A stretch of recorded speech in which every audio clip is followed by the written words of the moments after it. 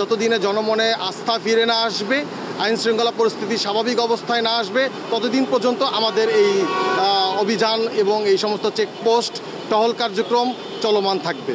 বিভিন্ন পয়েন্টে আপনারা জানেন ছিনতাই, চুরি, ডাকাতি এগুলো বৃদ্ধি পেয়েছে এবং সরকার এর বিরুদ্ধে জিরো টলারেন্স ঘোষণা করেছে।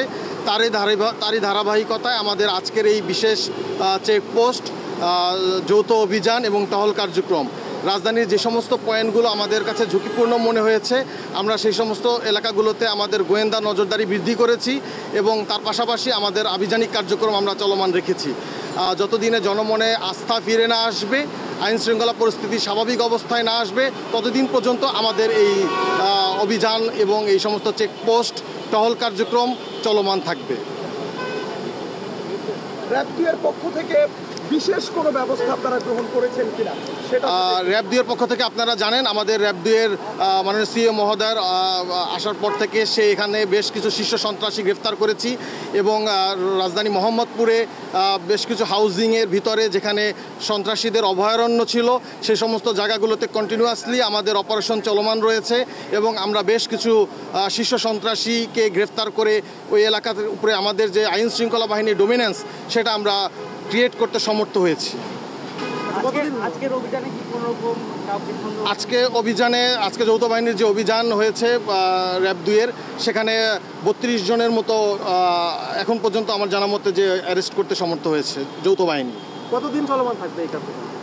আমি বলেছি যে যতদিন পর্যন্ত সাধারণ মানুষের মধ্যে আইন শৃঙ্খলা বাহিনীর প্রতি আস্থা ফিরে না আসবে, রাস্তাঘাটে মানুষ নির্ভয়ে রাতে কর্মস্থল থেকে বাসায় ফিরে যেতে না পারবে, ততদিন পর্যন্ত আমরা এই ধরনের কার্যক্রম চলমান রাখবো।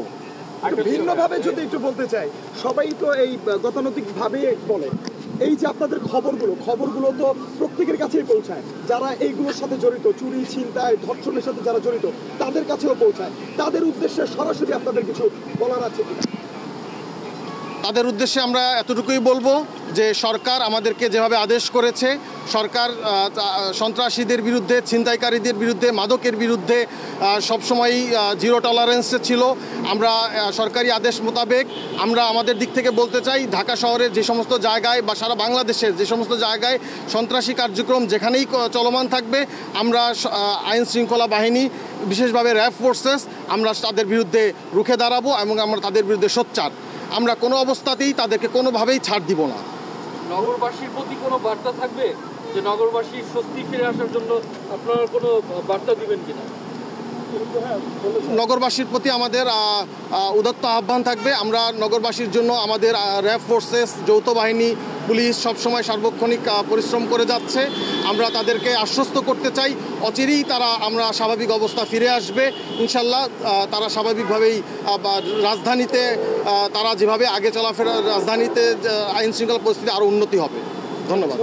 চেকপোস্টের মাধ্যমে আমরা দেখতে পাচ্ছি যে ঢাকা শহরের প্রতিটি জায়গায় আপনারা চেকপোস্ট বৃদ্ধি করেছেন। এই চেকপোস্টের বৃদ্ধির মাধ্যমে যে তল্লাশি করা হচ্ছে, সেখানে আপনাদের ফাইন্ডিংসগুলো কেমন?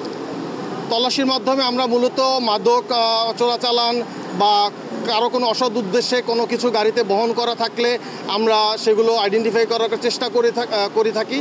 আজকে এখন পর্যন্ত আমরা তেমন কিছু পাইনি, বাট আমাদের উপস্থিতি রাতের বেলা, বিশেষভাবে রাতের র‍্যাব ফোর্সেস বা আইন শৃঙ্খলা বাহিনীর যে উপস্থিতি, তাতে জনমনে একটি স্বস্তি ফিরে আসবে বলে আমরা মনে করি।